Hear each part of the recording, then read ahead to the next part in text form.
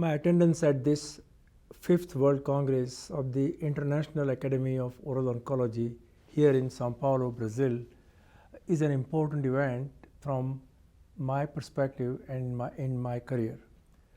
The reason for that is Brazil is probably the second country in the world with the highest incidence of cancers of the head and neck, particularly mouth cancers.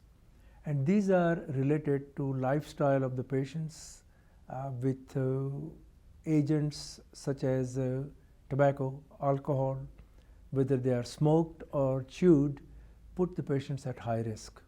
As we know, the highest risk of these cancers are in those parts of the world where these habits are more common, like in South Asia, where 35% of all cancers in men occur in the oral cavity, in the mouth.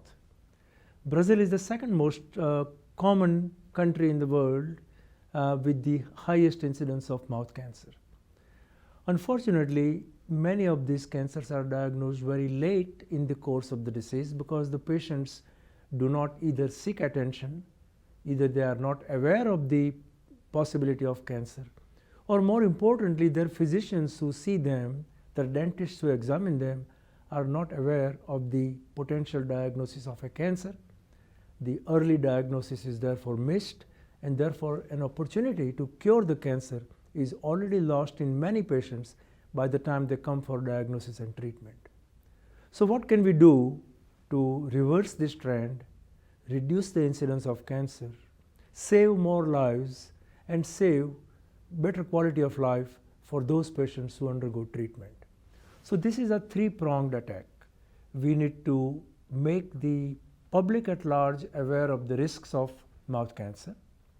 We need to make the physicians, dentists, and general practitioners who examine the patients on a regular basis aware of the possibility of cancer as a diagnosis when they see a sore in the mouth or hoarseness of voice, change of voice.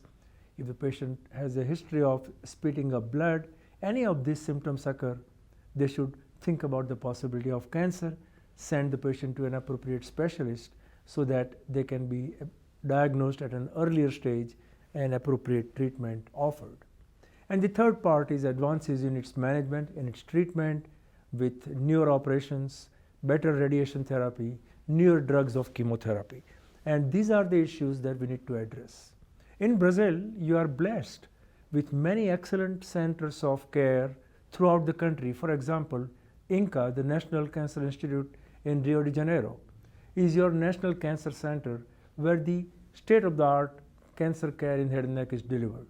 Here in Sao Paulo, AC Camargo Hospital, Das Clínicas, Sírio-Libanês Hospital, and many other such institutions have a wonderful staff, highly talented specialists who not only treat patients but teach and train young surgeons and young physicians in the multidisciplinary care for head and neck cancer.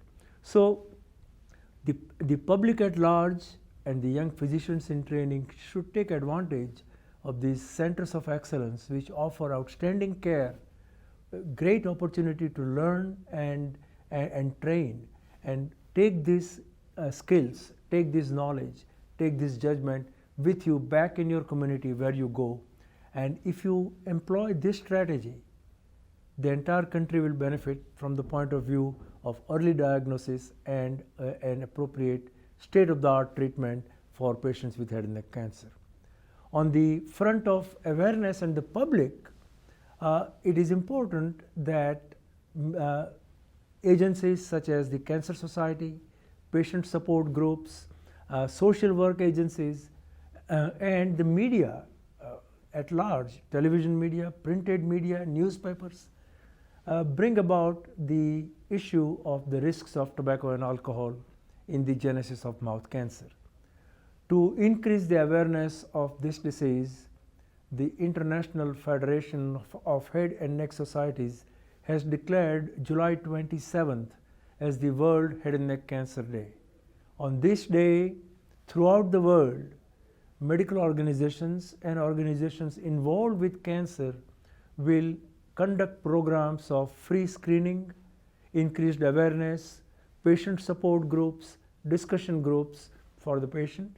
Media will publicize in newspapers, in magazines, on television channels, and more importantly, there will be blogs and short clips on YouTube, on Facebook, and on Twitter to increase the awareness for head and neck cancer on July 27th.